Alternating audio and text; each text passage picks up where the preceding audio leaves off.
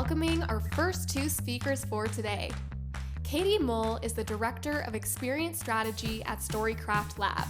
Through empathy, imagination, and creativity, Katie leverages her background in media, digital, and human-centered design to conceptualize innovative approaches to engagement. Her passion for storytelling and study of digital experiences offers a unique perspective on journey mapping and innovative UX. Joining Katie, we have Saumyajit Shaklater, or Jeet, the creative lead at Airmeet. He and his team of designers, developers, and videographers collaborate on various projects within and beyond marketing to create high visibility assets like the website, branding for Airmeet events, and various marketing and sales collaterals. When not at Airmeet, Jeet enjoys cooking for his friends and family, reading, or repeat watching Lord of the Rings. Welcome to the session, and we hope you enjoy it. Thank you, Holly, for the intro. And hello, everyone. Hope you enjoyed that amazing performance by DJ Valentina just now. That was incredible, wasn't it? Thank you all for joining us at the event today. If you have any thoughts or questions throughout the session, feel free to ask them in the chat or in the Q&A section. We will also be in the fluid space after the sessions. We would love to meet you there. Awesome. Let's get right into it then. So over the last few years, the event industry has taken a whirlwind of a turn, and we think it's for the good. You have seen events become more inclusive and accessible. You've seen communities and people join together no matter where they are from, but there is still a long way to go. Empathy may feel like the long forgotten tenet in event experience design, but it's the most important asset for any event organizer or business. And we have got Katie Mull in the house today to talk about empathetic event design. We're going to be discussing everything from why empathy is important to how we can put that into practice to build a personalized and inclusive experience for your audience. So, hello, Katie. Great to have you here with us today. Why don't you tell us a little bit about the exciting work that you're doing at the Storycraft Labs? Hello, thank you for having me. I'm so excited to be here at Storycraft Lab. We are an experience design creative strategy agency we're a multidisciplinary team with various backgrounds in design, multimedia, interior architecture, all these different ways that we love to bring a creative process into the craft of developing really thoughtful events. So if there's anything you need to know about us, it's that we're passionate empathy advocates, and we love collaborating with teams to develop an audience-centered strategy that then pushes into the design for experiences. That's great. Us. That's great. So I'm really looking forward to this session. I'm sure that's the case with everyone. So we can just get right into it. So just to get started, so I would ask, what do you mean by empathetic event design, and why is it necessary for event planners to have empathy? Great question. Well, I loved how you framed up this shift in the events industry, because it's through times of disruption, chaos, and the space within discomfort that the spark of innovation can happen, right? And at the core of innovation is empathy. And the events industry has been called upon to be more innovative in response to evolving needs of audiences. So what's interesting about empathy is that historically, it's been labeled as a soft skill, like really squishy and mushy. And yet now we're in a shift where more and more it's being referred to as a power skill. And that's really exciting, and that there's this real business value in helping people process the world empathetically. So, for example, when you think about salespeople and how they build scenarios for their customers, they tell stories in order to close the deal. They are far more effective when they have developed empathy as a power skill. So, if we understand a problem that another human is having, it empowers us to more meaningfully design a solution that responds to that. And that process requires empathy. And so that's exactly why, empathy is positioned at that first stage in the innovative design thinking process in human-centered design. And so at Storycraft Lab, we practice human-centered design. And the way we tend to think about empathy is that it's this willingness to let go of what you think you know, which understandably can be like really hard to do. So as event planners, we like to think that we have this really solid grasp of our audience, that we know them. So naturally this fear pops up. What if I'm asking questions that people think I should already know the answers to? So it's kind of vulnerable, but it's important that, we resist this muscle memory, of event planning in order to begin to ask the questions that we think we already know the answers to, and listen in a very kind and like unbiased way. So, but the thing is, by stepping into this moment of listening, asking our attendees, our consumers, what is it that they need? It will uncover a greater degree of understanding than what you had before. And so it creates this space, for them to feel seen and heard, even if they have, a lot of dreamy desires. It's, it's that moment of dialogue that's really valuable. So it's asking, the kinds of questions about emotions and feelings that helps us push, beyond this demographic picture about attendee, to understand what they value, what sparks joy, what are the priorities, what adds like sparkle to their day, and what will power them to feel inspired, because at the end of the day, that understanding is what allows us as event creators to really think about behaviors. Why do people act? What underpins those decisions? So it's those insights and what we hear that actually uncover the source of innovation. And so that's how empathy becomes the foundation of creating really impactful experiences. Willingness to let go of what you think you know, and to ask questions and listen in a kind and unbiased way. These are such important points to keep in mind to host events with an attendee first experience. That's just incredible. Great tips right there. So moving on to the next question. So they say that about 50% of the world is made up of introverts. Some people prefer visual methods of learning. My point is attendees have varied preferences and behavioral patterns.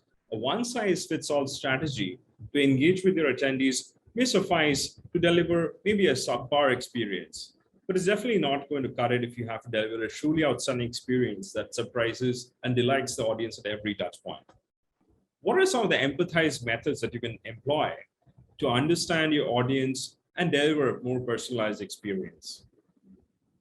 Yeah, so we humans are endlessly fascinating creatures because we have unique preferences in how we engage with experiences. We learn, interpret, we express differently, and we're also just constantly evolving.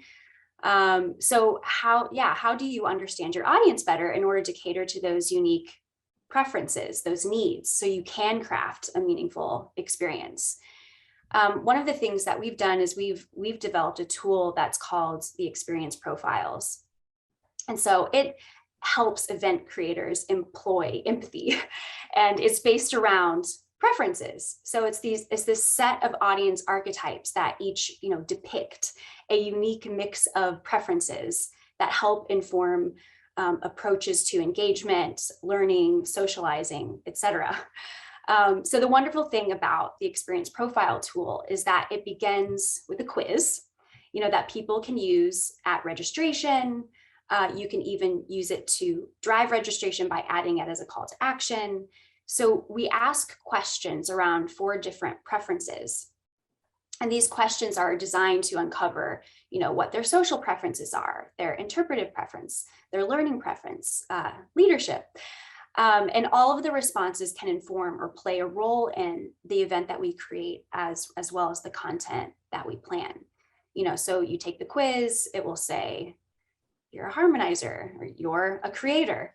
And then from there, that helps us do, what that helps us do as planners is ensure that a diverse array of preferences are included in the events that we create. And so for people that are attending, it helps really increase their self-awareness. It starts to set goals around what they want to achieve. And it's that launch pad for personalization. So it allows attendees to take that driver's seat to create their own events. So that, like, we've utilized this experience profiles as a tool and method to help to personalize and help to allow empathy to be a part of that process. And so you can explore that more if you go to exprofiles.io. We have a site that's dedicated to this tool. Other empathy methods that you can put into practice. Our approach often involves focus groups. There are a lot of people involved in bringing events to life. So during that planning process, what we'll do, using the experience profiles as well as other collaborative tools, is get the stakeholders together, and as well as the audience together, and run a focus group. Do you get your longtime attendees involved, or people who you hope to draw into the event? And in that conversation, having your audience and stakeholders involved, so you can gain raw, authentic ideas, feedback that you wouldn't otherwise have. And then we do have a number of workshops that we tend to run with teams. We really love helping to visualize the event journey. So we'll often do journey mapping. It's a really fun exercise, and it kind of helps get the team involved in that process. And so we create this like landscape of the journey from pre-event to post-event, and start to identify key touch points along the way. And so then we dig into each of those areas, and we ask these questions of what kind of connection is intended to happen here. In these breakout sessions, are we allowing opportunities for more than one preference to be engaged? And then with your audience preferences in mind, we're able to thoughtfully consider, what does it mean to achieve that so that it resonates. So it gets everyone kind of in the same conversation space. And this visual depiction of the journey is kind of a helpful way to pinpoint where we are along the way and who we're looking to engage with. So yeah, overall, we feel that there's opportunity to be agile in your event design, even when a lot of programming is like fixed or feels really not movable. We look into finding moments where you can augment, take advantage or rethink of interstitial moments that are happening, help with supporting materials so that you can help your audience learn based on their preference, if they're kinesthetic or read write. So yeah, we care a lot about workshopping. We do a lot of workshopping. We workshop the workshop. Wow. Involving the audience at the beginning and not at the end of the event planning process to design a highly engaging experience and to add value. Now that's what I call an innovation. That's incredible. So Katie, you mentioned about archetypes. Now, do these archetypes change for a particular individual depending on the situation they're in? If you could just elaborate a little bit more about archetypes, please. Yeah, so that's really, it's interesting. So I think what's helpful to think about is there is no one preference that defines us. We humans are very complex, and that's exactly what is so beautiful and fascinating about us. We're endlessly interesting. We lean, push, pull in different directions depending on circumstance. So depending on the type of event you're attending, you might have a different way that you want to show up based on various factors involved. So that's one of the reasons why the quiz can be a really interesting way to consider that or gauge that even for yourself. How do I actually want to show up for this event? We are working with Google right now with Google XI, their Experience Institute, to innovate around how personalization and empathetic audience design is infused in experience creation. And one of the ways we're testing that is with using the experience profile tools. And when we introduced the experience profiles tool to the Google XI community, one of the things that we felt was really important to stress to people is that this is not like a typing exercise. We're not like putting you in a box and then you have to stay there forever, because that, like, no one wants that, and that's awful. We can, actually think of these archetypes as a mindset. It will change based on the day, based on the way that the wind is blowing.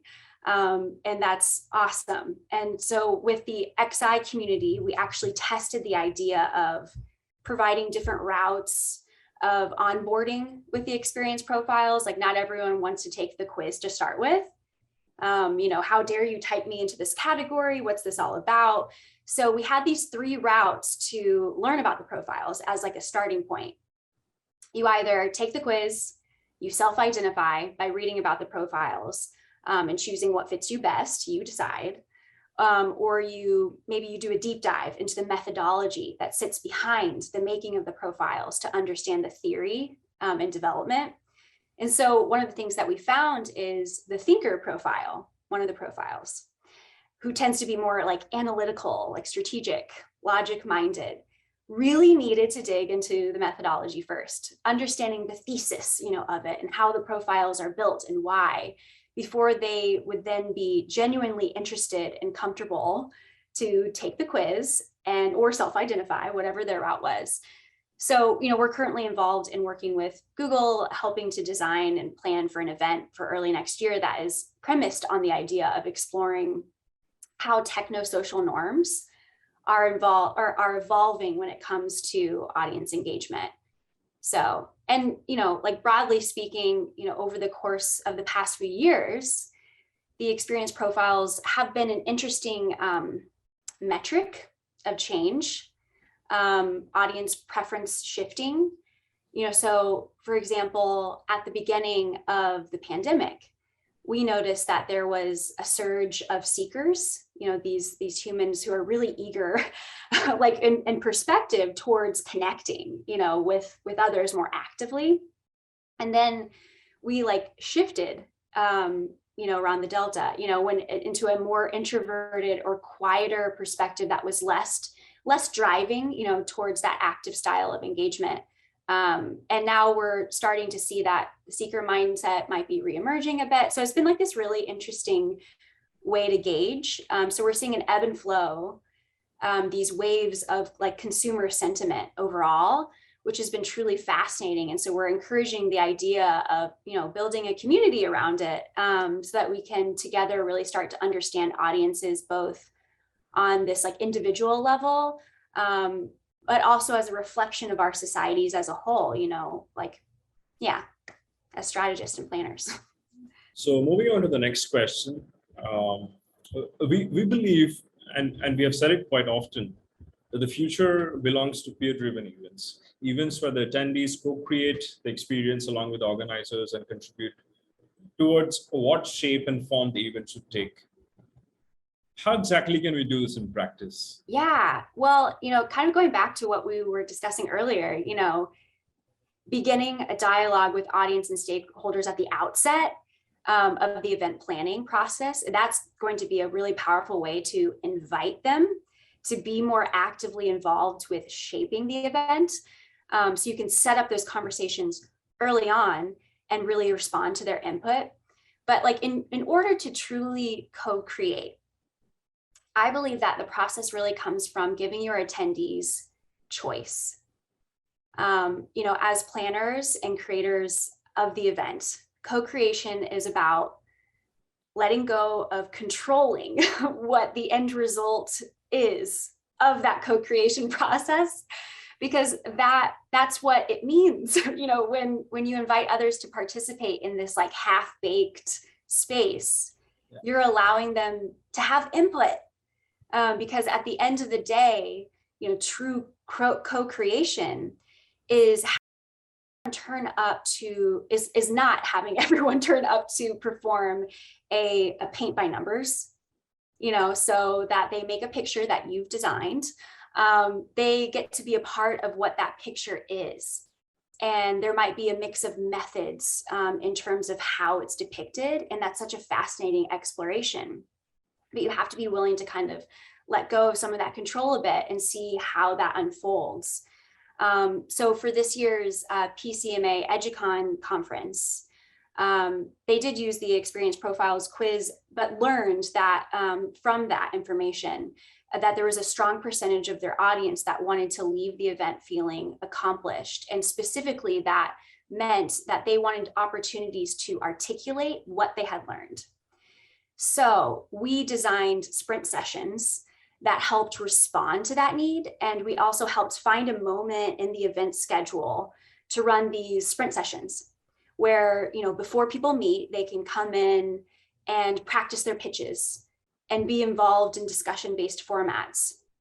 So this information, really helped us as event creators because, here they've told us that they needed this to feel good about the experience. And then we, showed up to deliver that to them. So it's like, yes. Another way that we provided choice in an experience by creating personalized content journeys for an event experience with NASA. So we were asked to develop a narrative framework to help NASA tell this amazing story of the Artemis mission.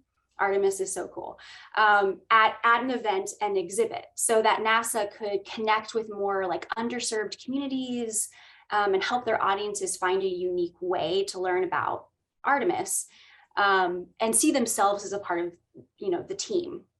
So we did this deep dive of research and developed a storytelling device that involved deciding what mission boots you would wear to join Team Artemis. And so the question was, what boots will you wear to get us to the moon and Mars? And you either take a quiz or you choose, or you choose for yourself what content track that you'd want to follow to learn about this amazing work. And you would learn from a particular perspective that might fit your preferences. So you get some choice and agency in how you approach the story, but also a sense of belonging in where you fit in this really awesome mission. So that sense of choice and agency is a powerful way to co-create at different points in the event creation. That's great. So Katie, for an attendee who may have participated in the experiential quiz, would you say that they may have expectations in the form of a sprint session or some form of a content takeaway during or after the event? Well, so the quiz isn't going to accomplish that from the outset. The quiz is just it's just a starting point. It's a way to designate oh, hey, so it turns out that, you have these particular kind of social learning preferences if that's of the most important piece for the event. And it gives a starting point for the event planners to take a look, at those particular, preference points and start to look at that event journey and use that as a frame of mind for, they've provided this information for what does it mean to start to tap into that and fulfill that. So you can get really creative in your approach to the moments in the event. Choose specific moments to help make sure that the thinker, who is more analytical read-write, has an opportunity to have a handwritten note sheet that's specific to that session design. So it's picking specific moments and so it's the preference, sort of the scale of preferences is really just, it's that starting point to dig deeper and to start to understand who you're creating for. So on that note of who we are creating for, empathy might seem hard to practice for someone getting started on this journey. But at the same time, it definitely makes the decision-making process very easy. You start thinking, what would they want? What should the duration of the sessions be? Maybe your attendees prefer to consume bite-sized content and spend most of the time connecting with other participants. And from that insight, you can curate a ROS that caters to all these preferences. So how can we really use empathy and our audience's understanding to guide the ROS, and would you call it an attendee-first experience? Yeah, so I really think that so one of the tools that we use is called empathy mapping. So and we do this with a lot of sales enablement teams, and it helps them kind of get into the minds of their customers. But you can use this, for your audience, what problems we're trying to solve, what materials do we need to come up with. And so we start to kind of paint a picture in this like sort of focus group type setting of how we think about our audience. And so, I think using empathy at the outset to kind of be aligning up, so when we're doing our journey mapping, we have a sense of who it is that we're designing for. And we kind of like, I've said it a few times, it's just like picking those moments along the way where we're making sure that we have a wide array of preferences that we're catering to. So I would say that the journey mapping exercise is a good way to do that. We also have this game that's called scenario building.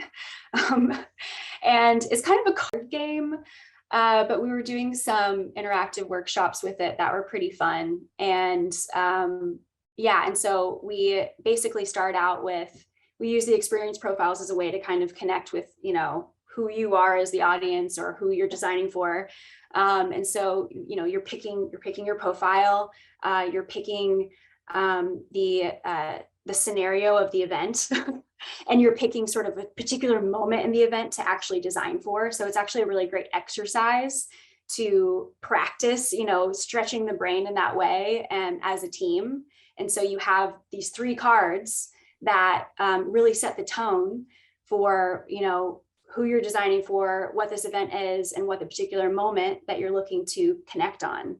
And so that becomes like it's just a fun way to practice empathy. Great. What we can conclude is that the difference between a mediocre event and a great event lies in empathy. Events that are designed with empathy add enormous value to the attendees and keep them highly engaged. And the first step in that journey is to have the willingness to let go of what you think you know. Thank you, Katie. This was a great session. Thanks to you and your team for innovating on the virtual event space. Meanwhile, we will also be sharing the experience profile in the chat for all of us here to try out and understand how the quiz really works. Thank you so much, Katie. Thank you. Over to you, Holly.